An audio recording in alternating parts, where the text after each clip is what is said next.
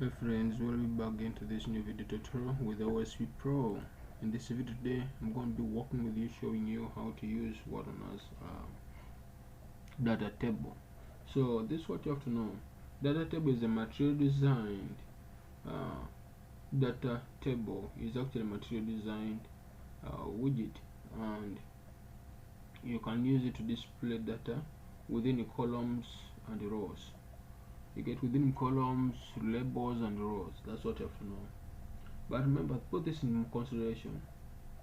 DataTable only displays fewer rows. You get because DataTable tries the computation for laying out elements on user interface. So you have to know that these things of scroll down, things of those sort, now adding it in DataTable, yes, is good, but make sure that the data you're adding into your application is it has only fewer rows. So you consider that in mind. You shouldn't have something so complex if you know you're going to use DataTable. Now, to cut the story short, I want us just to go straight through to make an application which we're going to be having the DataTable and things of that sort. I already have my demo here, so the next thing I can actually do at the moment, to cut the story short, is for us to create up our stateful widget if possible.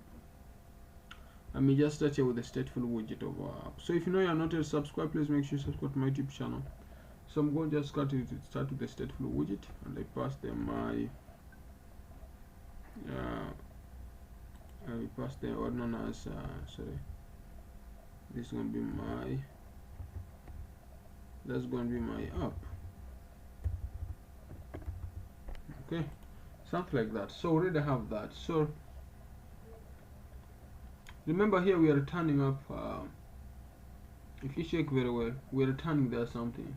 And what are we returning at this point? I'm going to return the material app, like that.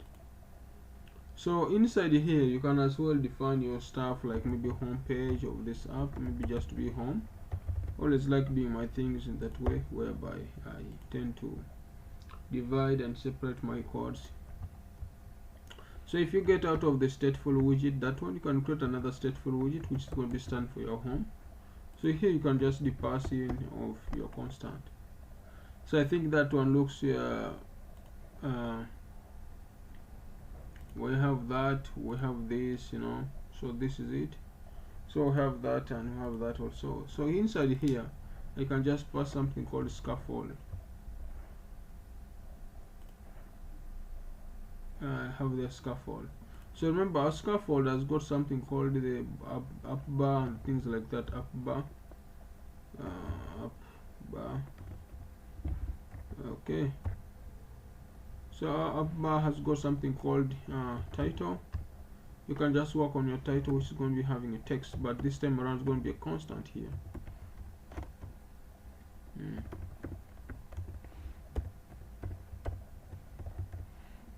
This is going to be Flutter up, Flutter data. This is the Flutter data table.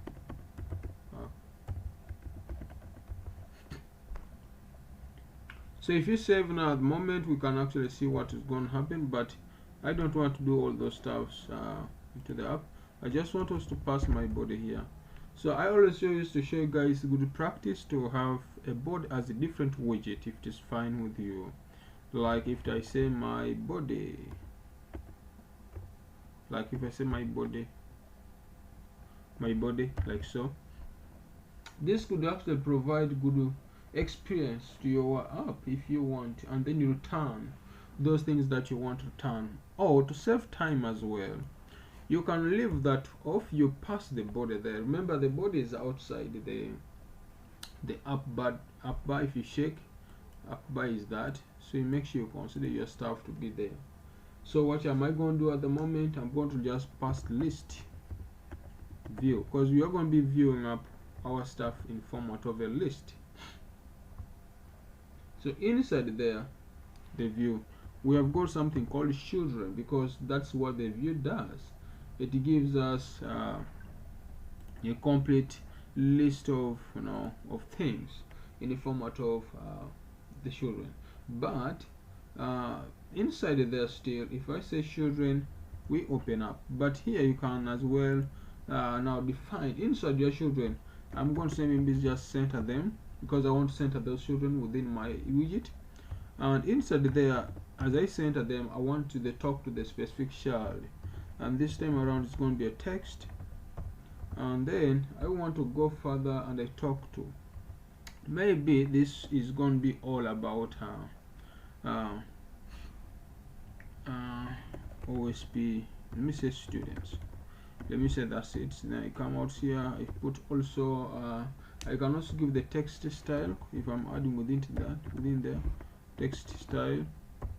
Sorry, get me right. I'm just saying here you want to give this is the student, and I also want maybe to add also something like maybe the style itself, which is going to be the text style, like so. So inside our text style, we want to give one as something called the font size of maybe, let me say, of 30, if it's okay with you. I also give the font weight. If I want to give the font weight, that's going to be the font weight itself, but not of the bold. This time around I want it to be bold, like so. That definitely gives you the stuff. Let me just start check onto my program to see where that's not working out. So here you can actually fix this by either you can modify there with putting a constant, or you can actually remove it if you don't want it to be there. Like, let's test something. From here I can actually pass something called a widget inside the children. I can pass a widget so that it does not give the errors, but still widget is not the solution, because the widget is still going to be there. So you can as well come in inside here, you find a constant there. So if I save this application at the moment and I come in here and I try to just do something called Flutter run. Now remember, we have one big thing that's missing at the moment in our project. What's that? And that's adding up one as the Flutter. That we are left with adding up the Flutter data table, so that we can see the data table of our app. But at the moment we're done with bringing it down, laying up the strategy of coming up and how the thing is going to be laid to come with the result we need to come with. So I have that there, I have the center here. So this is actually centering up the children, and if you check there on the other way around, we have just some few things to put into mind. You get? We have few things to put in our mind. So if I get back down here out of that, I can as well put just a comma, and then I will see way forward on how our app can actually be now running up. So I think this should be in position to give us the layout of that part of the app. And then outside this center we have few things to add there. For instance, we need to add there what known as outside here, I can just put a comma. Outside there I also have something called after the children, because this is here. Outside there I need to talk to one known as the data table itself, whereby I can just say data table. Now this is what you have to know. The data table has takes some properties of your app that you have to know how to work with, or how to work with. The data table is going to be working with the columns, and this column of the app we're going to be specifying how it's going to be like. So this is it. So here you can just also define maybe a constant. Let me first leave that, I'll rectify that later on. So we have something there in our data table. It's the same thing that you're going to pass through the app, throughout the app. So have got columns, or one known as a column, but this should be columns, and we already have our columns there. So what does the columns have? The columns have got something called data column. That's what we pass underneath there. So that data column has got a label, and this time it's going to be carrying up the text. Like for instance, what do you want people to have there? Like maybe the ID. You have the ID there. We also have let me just try to duplicate another one. So just one row, maybe student name.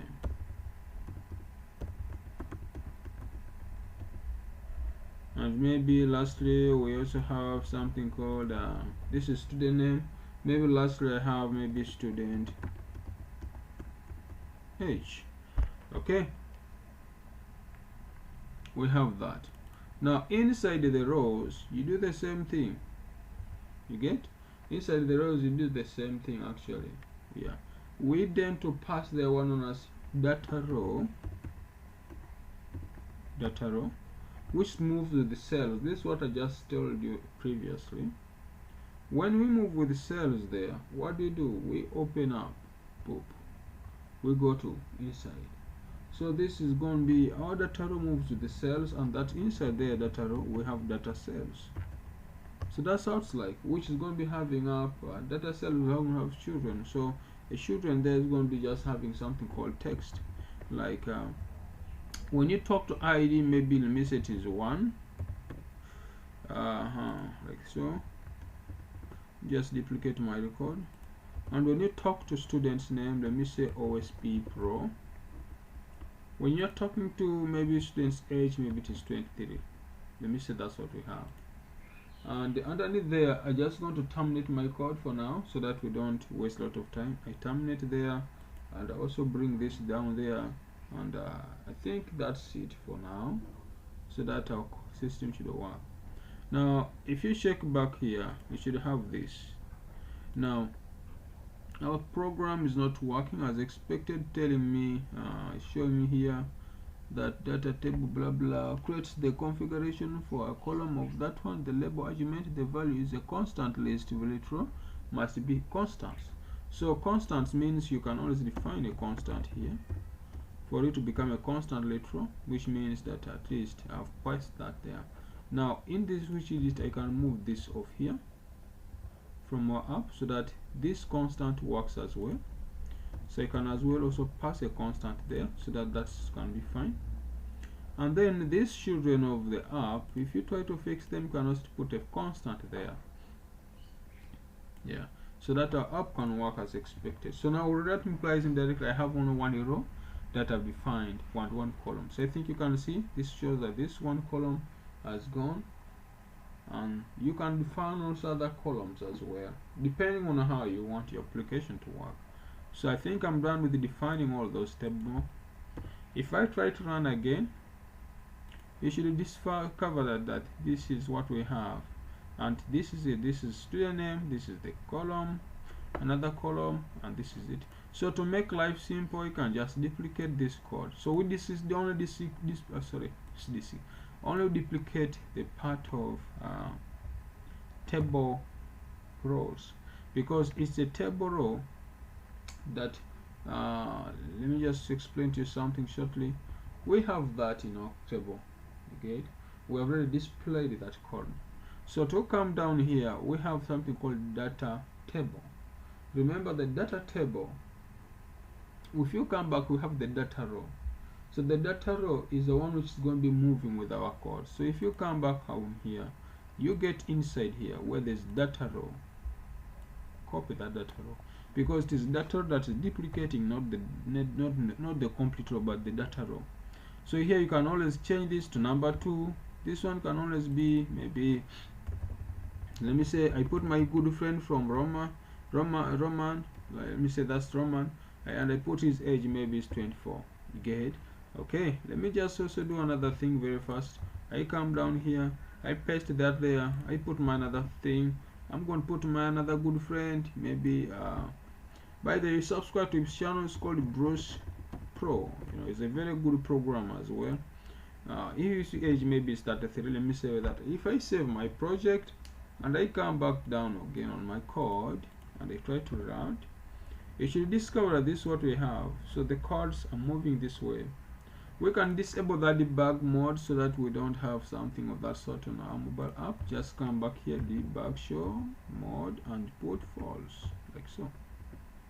So that each time when we try to reload the app, we don't see the bug on it, it has gone. So guys, thanks for watching this 15-minute video. find it interesting, please don't forget to subscribe. This is what we did before. I told you pass in here a stateful widget, and I'm reusing my widget here by trying to pass in home. I created my widget so that it can be passing that. I extended it. I defined my scaffold and I passed those following on app bar. I went further on the border of the app. I try to pass that there, especially trying to give in what known as the widget of the body, and we pass the constant to the center. And then I also gave further to the child, where I gave the format of a title like the students, OSP students. I didn't stop there. I created up widget called DataTable, and I passed my DataTable around there. I duplicated the table rows, which moves from there to here, and this is what I am having inside my app. Now this at the moment is not dynamic, is not coming from the database, it's coming in as a result of just a hard text or just a static text. So please, that's it for now. If you find this video interesting, please don't forget to subscribe to my YouTube channel. Each time I post a new video, you'll always be notified. Thank you.